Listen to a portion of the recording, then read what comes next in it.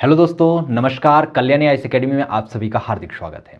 मित्रों, आज हम स्टार्ट करने वाले हैं एमपीपीएससी मुख्य परीक्षा के प्रश्न पत्र 3 के अंतर्गत आने वाली 10वीं यूनिट जिसका नाम भूगर्भ शास्त्र है, उसके दूसरे टॉपिक को।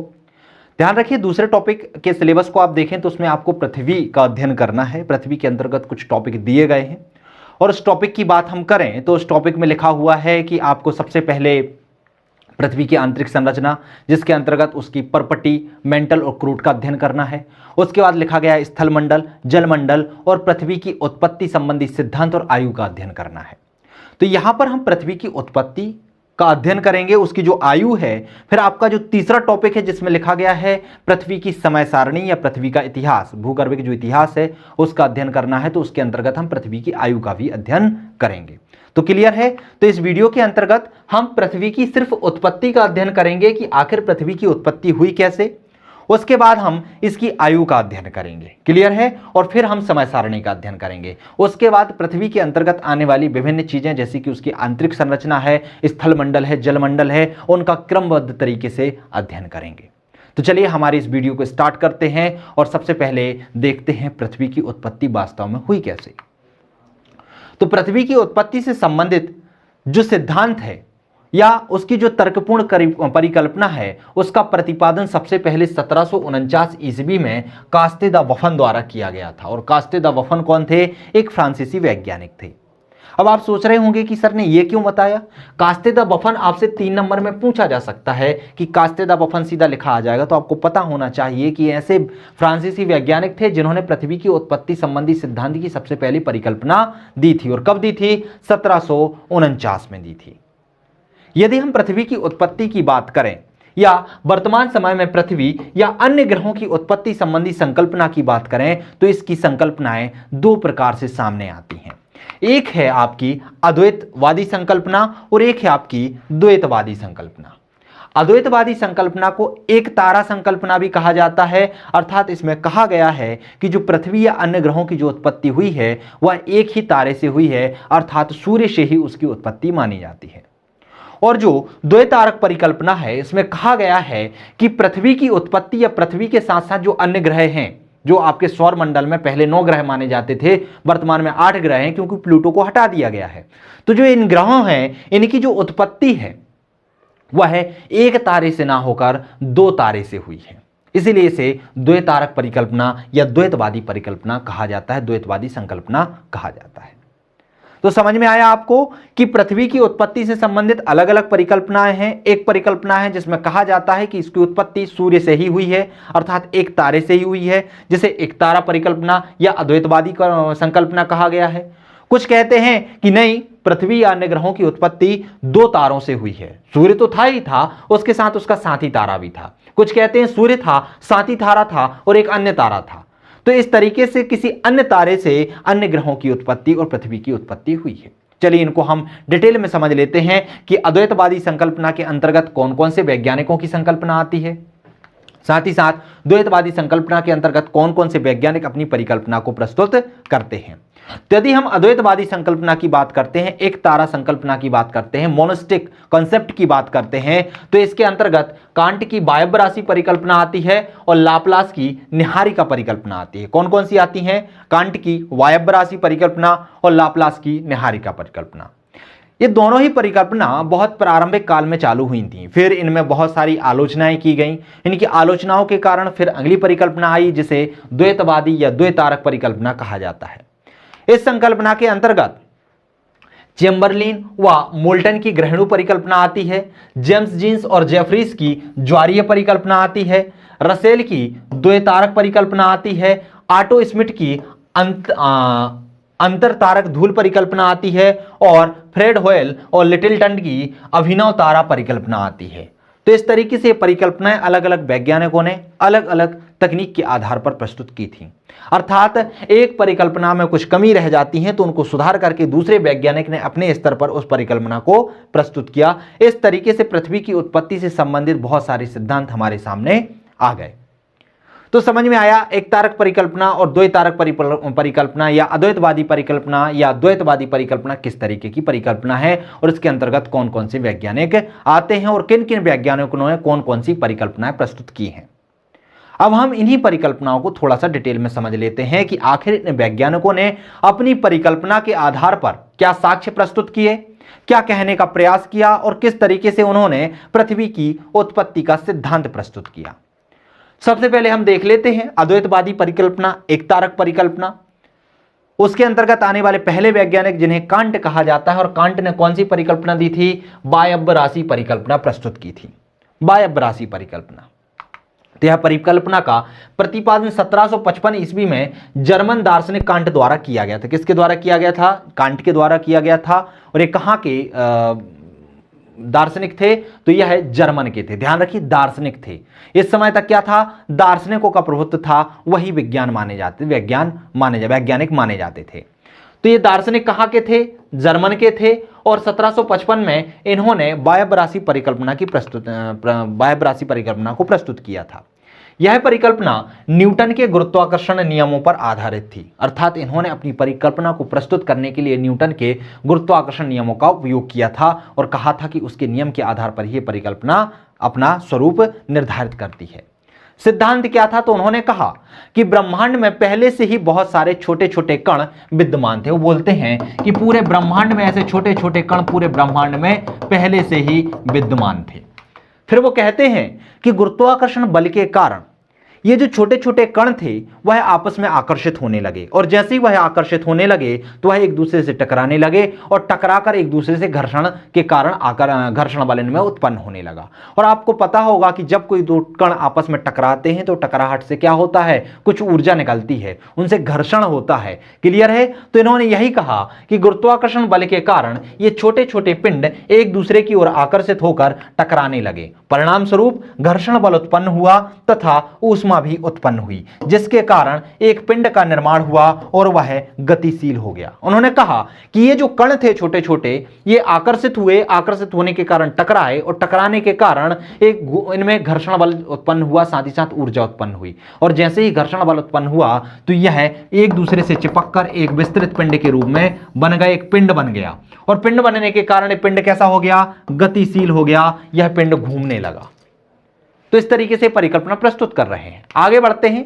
ये कहते हैं कि ऊष्मा की वृद्धि के कारण इस पिंड में गति निरंतर बढ़ी, जिससे पिंड पर अभिकेंद्रीय बल और अपकेंद्रीय बल कार्य करने लगे। आई होप आप लोगों को अभिकेंद्रीय बल और अपकेंद्रीय बल पता होगा, नहीं है तो मैं बता देता हूं। अभिकेंद्रीय बल मतलब जो केंद्र की ओर लगता है। किसी चीज को आप जब घुमाते हैं तो उसमें उस वस्तु पर केंद्र की ओर एक बल लगता है जो उसे केंद्र की ओर बांधे रहता है। जैसे कि जब एक साइकिल सवार एक वृत्ताकार पथ पर साइकिल चला रहा होता है, तो आपने देखा होगा जब साइकिल ऐसे चल रही होती है तो यहां पर जो साइकिल सवार बैठा रहता है तो साइकिल आपने देखा होगा कि मोड़ते वक्त अंदर की ओर झुक जाती है। तो वह जब इस ओर झुक जाती है तो उसे कहा जाता है अभिकेंद्रीय बल। आपने देखा होगा कि जब सड़कें बनाई जाती हैं तो उनको एक तरफ, जिस तरफ मोड़ होगा उस तरफ कर्व कर दिया जाता है। वो क्यों? ताकि उन वाहनों पर अभिकेंद्रीय बल लग सके।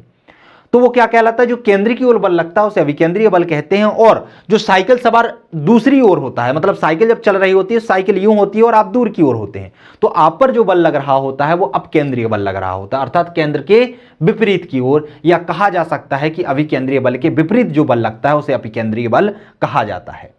तो इसमें कहा गया कि जब पिंड बड़ा पिंड बन गया, उसमें घर्षण बल के कारण बड़ा पिंड बन गया, वह घूमने लगा, घूमने के कारण उसमें क्या हुआ? एक अभिकेंद्रीय बल और अपकेंद्रीय बल लगने लगा। परिणाम स्वरूप उस तप्त एवं गतिशील पिंड से, अब देखिए यहां पर क्या लिखा है? तप्त और गतिशील। क्यों? क्योंकि उन्होंने कहा था कि जब ये छोटे छोटे कण आपस में टकरा रहे थे तो टकराने के कारण इनसे ऊष्मा उत्पन्न हुई, और ऊष्मा उत्पन्न होने के कारण यह पिंड कैसा हो गया? तप्त आग का गोला हो गया और यह घूमने लगा। और जैसे ही इसका रोटेशन तेज होने लगा तो इससे एक, मान लीजिए ये पिंड है, तो इससे क्या हुआ? एक छल्ला बाहर की ओर निकल गया। उन्होंने यही बोला कि जब ये घूम रहा था तो घूमने के कारण इससे एक छल्ला बाहर की ओर निकल गया। इसी तरीके से धीरे धीरे समय पर ऐसे 9 छल्ले बाहर निकले। कैसे छल्ले निकले? 9। पहला निकला, फिर दूसरा निकला, फिर तीसरा निकला, फिर चौथा निकला। इस तरीके से छल्ले बहुत सारे निकलते रहे और फिर ये छल्ले ठंडे होकर सिकुड़ने लगे, और इनके ठंडे होने सिकुड़ने से 9 ग्रहों की उत्पत्ति हुई। क्लियर हुआ? इस तरीके से इन्होंने अपने सिद्धांत को प्रस्तुत किया। उन्होंने कहा जो शेष बचा हुआ भाग था वह सूर्य कहलाया, और ये जो छल्ले थे क्या थे? छल्ले थे। वह किसके रूप में बन गए? ग्रह के रूप में बन गए और सूर्य की परिक्रमा करने लगे। तो इस तरीके से इन्होंने अपनी परिकल्पना को प्रस्तुत किया। तो समझ में आया आपको कांट की वायव्य राशि परिकल्पना? सरल से शब्दों में बता देता हूं। कांट कहते हैं कि ब्रह्मांड में पहले से ही बहुत छोटे छोटे कण विद्यमान थे। वह कण गुरुत्वाकर्षण बल के कारण एक दूसरे की ओर आकर्षित हुए और जैसे ही आकर्षित हुए तो एक दूसरे से टकराने लगे, और जैसे ही वो कण आपस में टकराए तो टकराने से घर्षण बल उत्पन्न हुआ और उनमें ऊर्जा भी उत्पन्न हुई, और जैसे ही घर्षण बल उत्पन्न हुआ तो वह घर्षण के कारण घूमने लगे और एक बड़े पिंड के रूप में निर्मित हो गए। मतलब अब आपके पास एक बड़ा पिंड जो कि गतिशील है और तप्त है वह उपस्थित हो गया। धीरे धीरे इस पिंड की गति बढ़ती गई और जैसे ही इस पिंड की गति बढ़ती गई तो इससे एक एक करके 9 छल्ले निकलते गए, और इन्हीं छल्लों के ठंडे होने से, संकुचित होने से ग्रहों की उत्पत्ति हुई, और जो बचा हुआ भाग था वह सूर्य कहलाया, जो कि अभी भी तप्त अवस्था में है, और जो इसके छल्ले थे जो ठंडे होकर इससे निकल गए थे या ठंडे बन गए थे वह ग्रहों के रूप में अस्तित्व में आ गए। तो इस तरीके से इन्होंने अपने सिद्धांत को प्रस्तुत किया, लेकिन इस सिद्धांत में बहुत सारी कमियां थी। कमियां ऐसे, जब हम आगे बढ़ते गए और हमने जब ग्रहों का अध्ययन किया तो हमने देखा कि अन्य ग्रहों में सूर्य की अपेक्षा जो तत्व पाए जाते हैं वह भिन्न है। अन्य ग्रहों की जो प्रकृति है वो सूर्य की अपेक्षा भिन्न है। सूर्य आग का गोला है, बाकी जब दूसरे जो ग्रह हैं वो बहुत ठंडे भी हैं। सूर्य जो है हल्के तत्वों से मिलकर बना हुआ है, जबकि ग्रह जो हैं कुछ ग्रह भारी तत्वों से मिलकर बने हुए हैं, कुछ हल्के तत्वों से मिलकर बने हुए हैं। तो इस तरीके से जब हमने ग्रहों का अध्ययन किया तो हमें यह मालूम चला कि इन ग्रहों की उत्पत्ति किसी भी तरीके से हुई हो, लेकिन सूर्य से तो नहीं हुई। और ये क्या कह रहे हैं कि जो सूर्य है उसी से ये छल्ले निकले हैं, उसी के द्वारा इन ग्रहों का निर्माण हुआ है। कमी की बात करें तो कांट ने इस सिद्धांत में गणित के गलत नियमों का पालन अनुप्रयोग किया था। गलत नियम का अनुप्रयोग मतलब इन्होंने जो कोणीय संवेग के नियम का पालन, नियम की बात कही थी, वह क्या करता है, वह इसके विपरीत चलता है। अर्थात कोणीय संवेग के नियम के अनुरूप इनका सिद्धांत बिल्कुल नहीं चलता। कोणीय संवेग में कहा जाता है कि जिस तरीके से आप मान लीजिए कोई चीज है, इसकी प्रारंभिक मास और प्रारंभिक गति जितनी होती है उसके बाद का मास और बाद के वेग की गति के बराबर होता है, अर्थात दोनों का मान क्या होता है, इक्वल होता है। ये कोणीय संवेग का नियम कहता है। लेकिन इनका जो नियम होता है वह इसके विपरीत चलता है, यह इसके साथ नहीं चलता है। साथ ही साथ ये कहते हैं कि आकार बढ़ने पर केंद्र अभिसारी बल बढ़ता है, लेकिन यह वास्तव में बढ़ता नहीं है। कैसा होता है, कम होता है, अर्थात यह इन नियमों के विपरीत चलता है। फिर इनमें सुधार हुआ, इनकी जो कमियां थी इनमें सुधार पूर्वक एक नए वैज्ञानिक आए और उन्होंने अपनी नई परिकल्पना प्रस्तुत की, जिसे लाप्लास की न्याहारिका परिकल्पना कहा जाता है। लाप्लास की न्याहारिका परिकल्पना की बात करें, नेबुला परिकल्पना की बात करें तो उसका प्रतिपादन 1796 ईस्वी में लाप्लास, जो कि फ्रांसीसी विद्वान थे, उनके द्वारा किया गया था। इसलिए इसे लाप्लास की न्याहारिका परिकल्पना कहा जाता है। इन्होंने कांट के सिद्धांत को क्या किया था, संशोधित रूप प्रदान किया था। सिद्धांत की बात करते हैं तो ये कहते हैं कि ब्रह्मांड में पहले से ही तप्त और गतिशील न्याहारिका मौजूद थी। क्योंकि समस्या कहां पर आ रही थी, उनके नियम में कमी कहां पर आ रही थी, उन्होंने कहा था कि ब्रह्मांड में छोटे छोटे कण विद्यमान हैं और यह कण धीरे धीरे एक दूसरे की ओर आकर्षित होने लगे, एक दूसरे से टकराए, टकराने के बाद ऊर्जा उत्पन्न हुई और वह गतिशील हो गए। तो इससे सबसे ज्यादा कमियां महसूस हो रही थी। तो इन्होंने बोला, उसको छोड़ा, बोले जो ब्रह्मांड है उसमें पहले से ही एक पिंड था और वह कैसा था, तप्त था और गतिशील था। उसमें समय के साथ तापमान में कमी आ गई।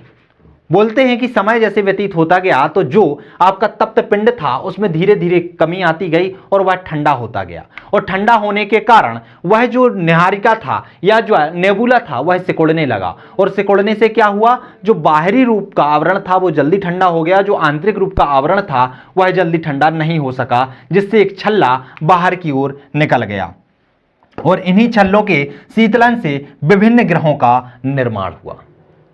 तो समझ में आया, इन्होंने अपने सिद्धांत प्रस्तुत किया। सिद्धांत में ये बोलते हैं कि पहले से ही एक पिंड ब्रह्मांड में उपस्थित था जो कि तप्त था, गर्म था और गतिशील था।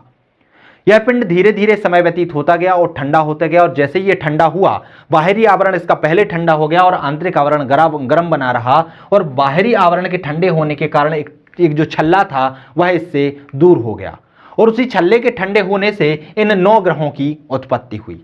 ध्यान रखिएगा, जब ये सिद्धांत दिए गए थे उस समय 9 ग्रह माने जाते थे। तो क्लियर है। तो इन्होंने कहा कि इन 9 ग्रहों की उत्पत्ति इस तरीके से हुई और जो अंदर भाग था वह गर्म अवस्था में अभी भी है और वह सूर्य के रूप में अभी भी अस्तित्व में है।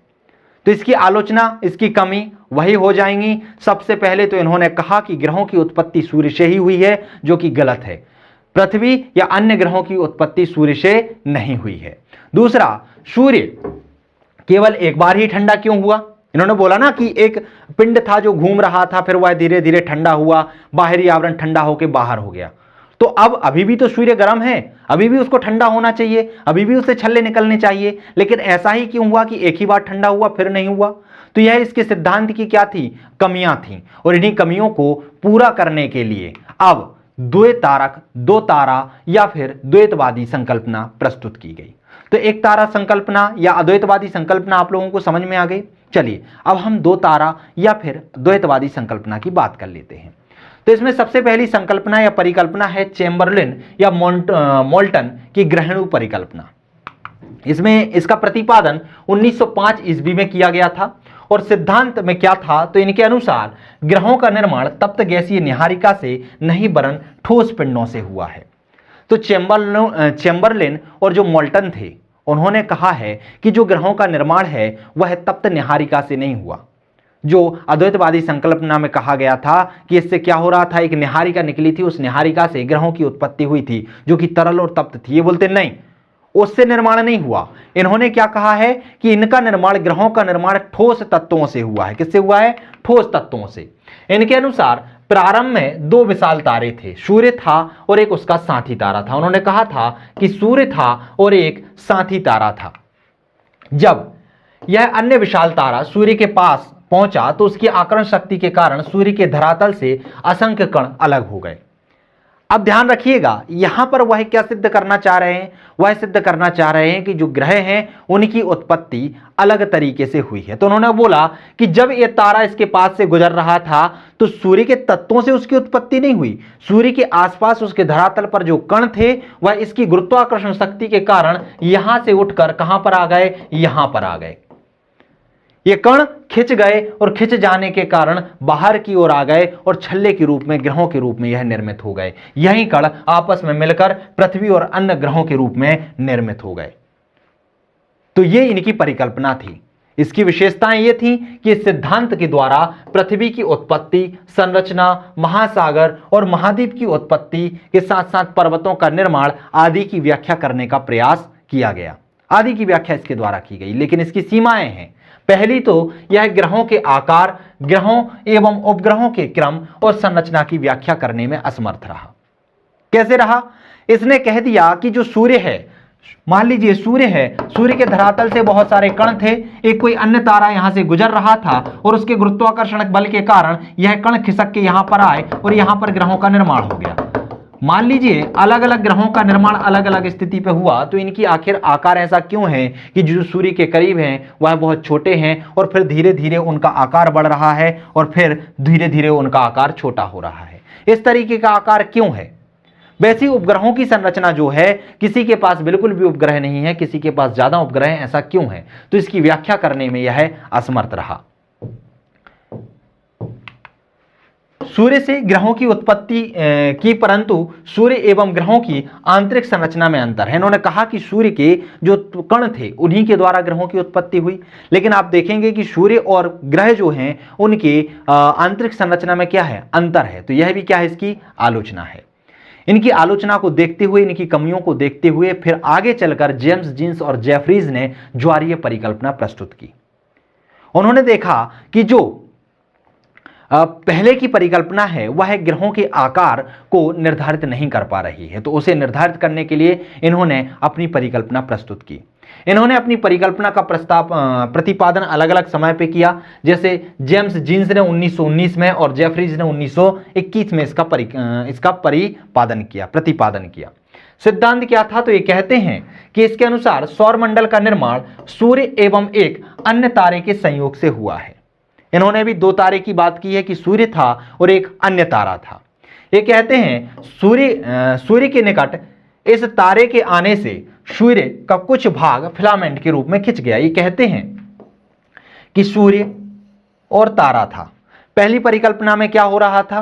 पहली परिकल्पना में कहा गया था कि जब ये तारा सूर्य के पास से गुजर रहा था तो सूर्य की सतह पर जो कण थे वह आकर्षित होकर बाहर आ गए, जिसके कारण ग्रहों के आकार, कि बुध का आकार इतना छोटा क्यों है, बृहस्पति का आकार इतना बड़ा क्यों है, फिर हम धीरे धीरे यम की ओर चले जाते हैं तो आकार छोटा क्यों होता जाता है, तो इसकी व्याख्या नहीं कर पा रहा था। तो जेम्स जीन्स और जेफरीज बोलते हैं कि उसके कणों से इसकी उत्पत्ति नहीं हुई। वो बोलते हैं कि जब यह साथी तारा सूर्य के पास से गुजर रहा था तो यहां से एक फिलामेंट इस तरीके से होता है, वह बाहर की ओर निकला, और जब यह तारा आगे की ओर निकल गया तो यह फिलामेंट बाहर आ गया और यही क्या करने लगा, सूर्य की परिक्रमा करने लगा, और इसी तरीके से ग्रहों की उत्पत्ति हुई। और ग्रहों में इसीलिए आप देखते हैं कि जो सूर्य के करीब हैं उनका आकार छोटा है और जो सूर्य से सबसे दूर हैं उनका आकार भी छोटा है, और जो बीच में ग्रह हैं उनका आकार बहुत बड़ा है।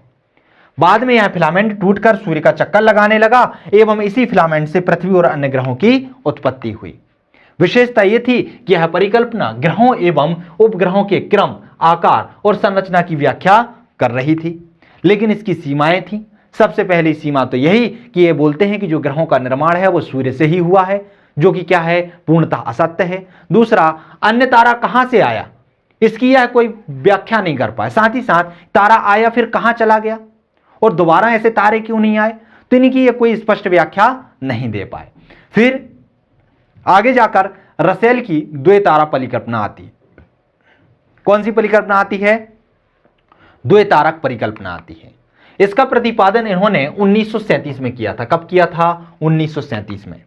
सिद्धांत था यह दो तारों के सिद्धांत पर आधारित था। तो ये जो सिद्धांत था वो किस पे आधारित था? दो तारों पे था। अर्थात अभी तक बात चल रही थी कि जितने भी ग्रहों का निर्माण हुआ है वह सूर्य से ही हुआ है। पहले अद्वैतवादी संकल्पना में कहा जा रहा था कि सूर्य से ही फिलामेंट निकल रहे थे। फिर द्वैतारक परिकल्पना जो आई, या द्वैतवादी परिकल्पना आई, उसमें कहा गया कि नहीं, एक साथी तारा था, उसकी आकर्षण शक्ति से ही अन्य ग्रहों का निर्माण हुआ। यहां इन्होंने कहा कि सूर्य के अलावा एक सूर्य से छोटा तारा था। क्या था? छोटा तारा था। साथी तारे के पास से एक बहुत बड़े आकार का अन्य तारा गुजरा। उन्होंने कहा कि एक सूर्य था, एक इसका साथी तारा था, और उसके पास से, वह बहुत छोटा था, एक विशाल तारा पास से होकर निकला। समझने का प्रयास करना। एक सूर्य था, ये क्या था? सूर्य। उसका साथी तारा था, बहुत छोटा था, और उसके पास से एक बहुत बड़े आकार का एक तारा निकला। जैसे ही निकला, इन दोनों की गुरुत्वाकर्षण शक्ति लग रही थी। सूर्य इसको अपनी ओर खींच रहा था, इस तारे ने अपनी ओर खींचा, तो इससे एक फिलामेंट क्या निकला? बाहर निकला, और इसी फिलामेंट से क्या हुआ? ग्रहों का निर्माण हुआ। यह सिद्धांत ग्रहों की दूरी, ग्रहों का कोणीय संवेग की व्याख्या करने में क्या रहा? समर्थ रहा। फिर ऑटो स्मिथ की आंतरिक धूल परिकल्पना आती है। ऑटो स्मिथ इस परिकल्पना का प्रतिपादन 1943 ईस्वी में करते हैं, और जो ऑटो स्मिथ थे वह कौन से थे? वह रूसी वैज्ञानिक थे। इन्होंने अपने सिद्धांत में कहा कि ग्रहों की उत्पत्ति गैसों व धूल कण से हुई है। इन्होंने किससे कहा? गैसों और धूल कण से। उन्होंने कहा कि ऐसा कुछ नहीं था कि सूर्य हो और एक कोई और तारा हो। इन्होंने कहा जो ग्रहों की उत्पत्ति है वह धूल कण और गैसों से हुई है। इनके अनुसार जब सूर्य आकाश गंगा के करीब से गुजरा तो उसने अपनी आकर्षण शक्ति से कुछ गैस और मेघ एवं धूल कणों को अपनी ओर आकर्षित कर लिया, जो सामूहिक रूप से सूर्य की परिक्रमा करने लगे, और इन्हीं धूल कणों से संगठित और घनीभूत होने से पृथ्वी और अन्य ग्रहों की उत्पत्ति हुई। इन्होंने कहा कि ठीक है, इन्होंने सभी चीजों को देखा। इन्होंने देखा कि कोई साथी तारा नहीं था। इन्होंने कहा कि कोई सूर्य से इनकी उत्पत्ति नहीं हुई। इन्होंने कहा कि जब सूर्य आकाश गंगा के पास से गुजरा तो आकाश गंगा में बहुत सारे धूल के कण थे, बहुत सारे मेघ थे, बहुत सारे गैस के कण थे। तो जैसे ही सूर्य निकला तो गुरुत्वाकर्षण शक्ति के कारण उन्होंने इनको आकर्षित किया, और आकर्षित करने के कारण यह जो कण थे वह घनीभूत होकर ग्रहों के रूप में धारण कर लिया उन्होंने, और सूर्य की परिक्रमा करने लगे। इस तरीके से ग्रहों की उत्पत्ति ऑटो स्मिथ मानते हैं। विशेषता यह थी कि यह सिद्धांत सूर्य एवं ग्रहों के बीच कोणीय संवेग की पुष्टि कर पाते हैं। विभिन्न ग्रहों की संरचना में अंतर क्यों है उसको इन्होंने बताया कि कुछ ग्रह हल्के तत्वों से बने हैं, कुछ ग्रह भारी तत्वों से बने हैं। ऐसा क्यों है? क्योंकि पहले के सिद्धांत बोलते हैं कि एक तारे से हुआ तो उसमें सभी ग्रहों में एक जैसे तत्व मौजूद होने थे, तो इसकी व्याख्या भी ये कर पाते हैं। इन्होंने कहा इसीलिए, क्योंकि ये कणों से हुआ है इनका निर्माण, इसीलिए सभी ग्रहों की आंतरिक संरचना में क्या है? अंतर है। ग्रहों की गति में अंतर है, सूर्य एवं ग्रहों की वर्तमान दूरी की वैज्ञानिक व्याख्या भी यह सिद्धांत कर पाता है। साथ ही साथ यह सबसे मान्य सिद्धांत भी माना जाता है। अब बात कर लेते हैं हम फ्रेड होयल और लिटिलटन की अभिनव तारा परिकल्पना की। तो इनकी अभिनव तारा जो परिकल्पना है उसका प्रतिपादन 1939 ईस्वी में किया गया था और यह सिद्धांत कहता है, और ये जो सिद्धांत है वह है नाभिकीय भौतिकी से संबंधित सिद्धांत देते हुए जीन्स की परिकल्पना में संशोधित करता है। जो जेम्स जीन्स की परिकल्पना था उसका संशोधित रूप फ्रेड होयल और लिटिलटन अपनी परिकल्पना में प्रस्तुत करते हैं, और ये क्या थे, नाभिकीय भौतिकी के सिद्धांत का उपयोग कर रहे थे। इन्होंने ग्रहों की उत्पत्ति में दो नहीं बल्कि तीन तारों की भूमिका बतलाई। इन्होंने क्या कहा कि जो ग्रहों की उत्पत्ति हुई दो तारों से नहीं हुई, तीन तारों से हुई है। इस सिद्धांत के अनुसार ग्रहों का निर्माण सूर्य से ना होकर साथी तारे के विस्फोट से हुआ है। ये कहते हैं कि एक सूर्य था, एक साथी तारा था, जैसे ही इसका विस्फोट हुआ, विस्फोट होने से इसमें बहुत सारे कण ऐसे छिन्न भिन्न हो गए। ये जो इसका मूल था यह आगे निकल गया, फिर यह जो भाग था यहां पर बचा रहा, और एक अन्य तारा जब इसके पास से गुजरा तो इसकी आकर्षण शक्ति के कारण यह फिलामेंट के रूप में तन गया, और फिलामेंट के रूप में तनने के कारण यहां पर विभिन्न ग्रहों के आकारों में परिवर्तन हो गया। इस तरीके से इन्होंने अपने सिद्धांत के आधार पर पृथ्वी और अन्य ग्रहों की उत्पत्ति की बात की। विशेषताएं क्या थीं? तो इसकी विशेषताएं थीं कि ग्रहों की दूरी, सूर्य से उनकी दूरी, ग्रहों के कोणीय संवेग की अधिकतम तथा ग्रहों की तुलना में अधिक घनत्व की व्याख्या करने में क्या था, समर्थ था। ग्रहों की दूरी अलग अलग क्यों है, उनकी सूर्य से दूरी इसी तरीके से क्यों है, इनकी कक्षाएं अलग अलग क्यों हैं, इनका कोणीय संवेग इस तरीके का क्यों है। तो ये जो सिद्धांत थे इन सभी की व्याख्या करने में ये सिद्धांत क्या रहा, समर्थ रहा। तो इसके साथ ही अलग अलग वैज्ञानिकों द्वारा पृथ्वी की उत्पत्ति से संबंधित अलग अलग सिद्धांत दिए गए। तो दोस्तों आई होप आप लोगों को पृथ्वी की उत्पत्ति से संबंधित सिद्धांत समझ में आया होगा। पृथ्वी की उत्पत्ति से संबंधित दोनों सिद्धांतों को आपको ध्यान रखना है, अद्वैतवादी परिकल्पना और द्वैतवादी परिकल्पना, क्योंकि यहां पर आपसे 3 नंबर में या 5 नंबर में सीधा सीधा पूछ लिया जाएगा कि ऑटो स्मिथ की परिकल्पना लिखिए या चैम्बरलिन की परिकल्पना लिखिए। तो इस तरीके की परिकल्पनाएं पूछ ली जाएंगी। 3 नंबर में भी सीधे प्रश्न आ सकता है, और एक विस्तृत रूप से पूरा पृथ्वी की उत्पत्ति से संबंधित सिद्धांत को समझाइए, 200 शब्दों में भी प्रश्न आपसे पूछा जा सकता है। तो आपसे चाहे पूरा प्रश्न पूछा जाए या किसी एक परिकल्पना को पूछा जाए, आप उसे बहुत बेहतरीन तरीके से मेरे ख्याल से अब लिख पाएंगे। इन परिकल्पनाओं को याद रखिएगा, क्योंकि जब आप पृथ्वी की आंतरिक संरचना का अध्ययन करेंगे तो वहां पर पृथ्वी की आंतरिक संरचना को जानने से संबंधित सिद्धांत में इन परिकल्पनाओं का सहारा हमें लेना पड़ेगा, क्योंकि इनके द्वारा भी पृथ्वी की आंतरिक संरचना की व्याख्या की गई थी। क्योंकि आपने देखा होगा कि बहुत सारे वैज्ञानिक कहते हैं कि पृथ्वी की उत्पत्ति धूल कणों से हुई है, कुछ कहते हैं तरल पदार्थों से हुई है, तो कुछ कहते हैं ठोस पदार्थों से हुई है। तो इसके आधार पर पृथ्वी की आंतरिक संरचना को जानने भी आपको सहायता मिलेगी। तो दोस्तों इस वीडियो में इतना ही, मिलते हैं अगले वीडियो में अगले टॉपिक के साथ। तब तक के लिए नमस्कार।